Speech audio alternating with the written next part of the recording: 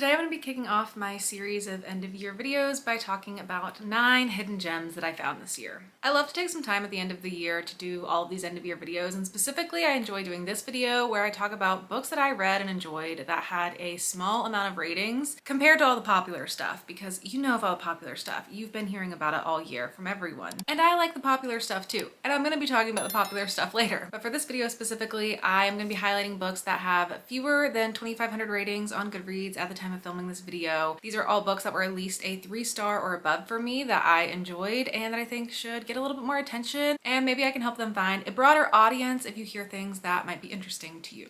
I'm going to be going in order from the fewest amount of ratings to the most ratings, so we'll start with the least known books to the more maybe well-known books. The first book is Among the Living by Tim Leben. This is a sci-fi horror story that is set in the Arctic. You're following these two estranged friends who are each part of these different groups. One group is a group of environmental activists, and the other group is a group of people who are going to be exploiting the earth for profit. And so they are opposing forces to each other. They find themselves in the same place in the Arctic, where one is going there to exploit the earth and the other is going there to stop. And while they are exploiting the earth, messing with the permafrost, they end up unleashing something that puts all of their lives in danger, and then it turns into a survival story where they do end up having to work together to make it out alive. I'm a sucker for a survival story, and this is especially fun read to read in the winter just because of the Arctic element to it. This was a little bit outside of my comfort zone for what I typically read, but I did still enjoy it, and it was also my first full-length novel from the author, and it's definitely an author I'll be reading from again.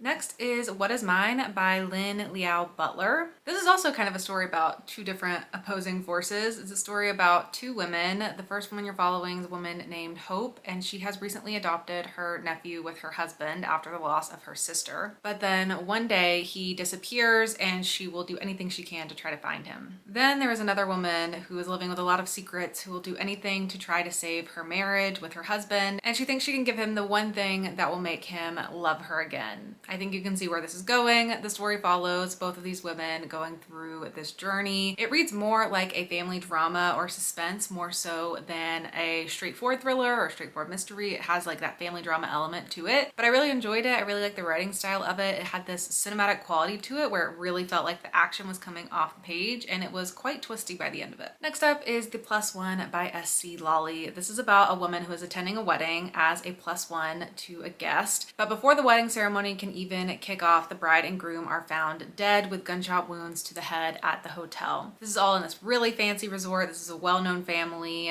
and it's this whole big scandal of what could have happened, and the plus one is hiding some secrets herself, but she decides to stick around and see if she can try to get to the bottom of what happened. This was a pretty good summer read just because of the resort atmosphere to it. It's a pretty quick-paced thriller. This was again the first thing I read from this author, and I would definitely read from them again. It wasn't my absolute favorite thriller, but I did end up having a pretty good time with it, and I don't think I've heard anyone else talk about it yet. Next up is Elegy for the Undead by Matthew Vesely. This was one of my buddy reads for the 24-hour horror-a-thon this year, and this is more of a sad, emotional grief horror type of story. In this story, you're following these two married men, Lyle and Jude, and in this world there is a zombie virus going around that once you're infected with it, it is very certain that you are going to die, and one of the husbands ends up contracting this illness, and the story follows that experience as they know that one of them is going to die, and it just kind of follows this journey and concept of grieving a loved one while they're still with you and knowing that they're going to leave and all the things that you're thinking about. And there's a lot of flashbacks, and it talks about like the complexities of love and how everything isn't as straightforward as we want it to be. Very moving, very thought-provoking, and it is a very short little novella, but I felt like I lived lifetimes with these characters just because of how much emotional raw depth was packed into this, so it's one I highly recommend. Next up is Rest Stop by Nat Cassidy. This one still does not have very many ratings, and it is kind of newer, but I did think it would have more ratings by now. So if you're a fan of Nat Cassidy, maybe you don't know that he has a novella that just recently came out, but if you like Nat Cassidy and if you like some more gory horror and some ridiculous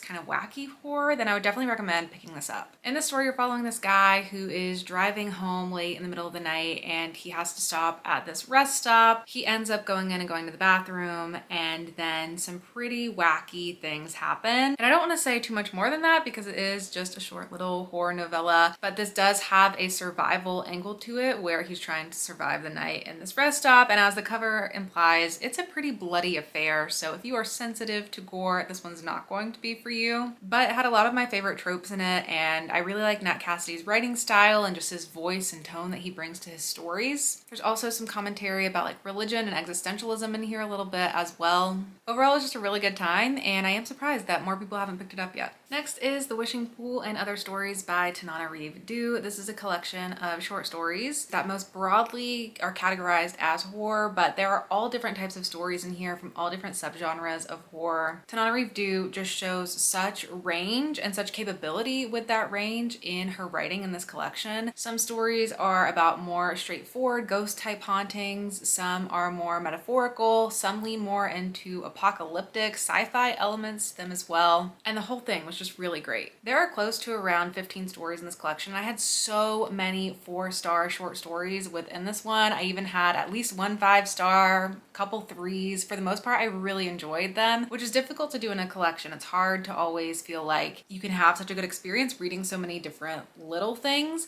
but I do find that when I'm reading collections from one author, I tend to have more success, and I mean, you can't go wrong with Tananarive. She has never disappointed me. On my Goodreads review for this book, I did leave individual ratings for each story so you can see which ones were my favorite, and you'll see there are a ton of good ratings in here. Next up is a thriller called Hunted by Abir Mukherjee. This is a story about 2 different parents who each have missing children, and they're trying to race to the clock and find their missing children before a terrible event happens. You're following a father in London who has a missing daughter and a mother in Florida who has a missing son, so they come from very different backgrounds. The story was really fast moving with a lot of different POVs and some blockbuster cinematic elements to it as well. It really felt like watching a movie unfold. A lot of the stories about everyday people who become radicalized, and also an FBI agent who's trying to stop some catastrophic events from going on. So the story is very quickly moving, lots of different perspectives that you're seeing the story from. And it kind of felt like watching a crime show like NCIS or one of those types of shows, which I haven't actually watched in a while, but it brought back that nostalgia from watching shows like that. Next up is Sleepwalkers by Scarlett Thomas. This is a sort of drama-like story that's following this newlywed couple who is spending their honeymoon at this beautiful resort in Greece, but they find out there's this weird history at the place as well, where last year there was a couple there who the husband was sleepwalking and walked into the ocean, and the wife followed him out and they both died there. So there's a lot of weird energy around the space, and now the couple starts experiencing their own weird circumstances that make them wonder if they're in danger as well. I really like the way that this story was told. I thought it was really clever, the way it gives you little pieces of the story and has you piecing it together along the way without fully explaining everything that's going on. It kind of reminded me of the show The White Lotus, so if you're a fan of that and you're looking for something that kind of scratches that same itch, I would definitely recommend checking it out. This one is also especially good in the summer. And lastly is A Quantum Love Story by Mike Chen. This is a time loop romance, which is one of my favorite things to read. In this story, you're following a neuroscientist named Mariana who is grieving the loss of her best friend, and because of that, she is ready to just really start her life anew.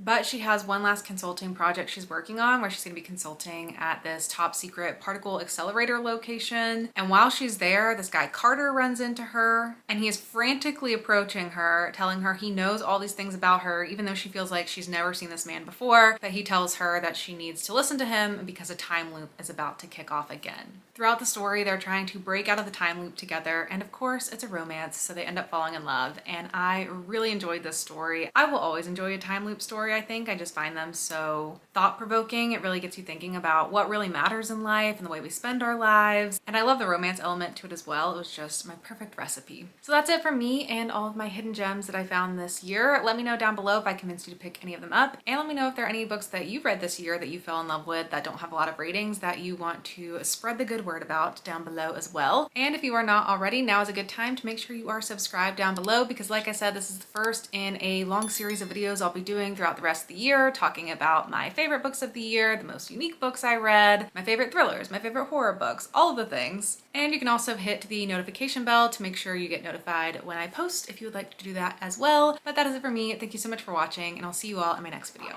Bye!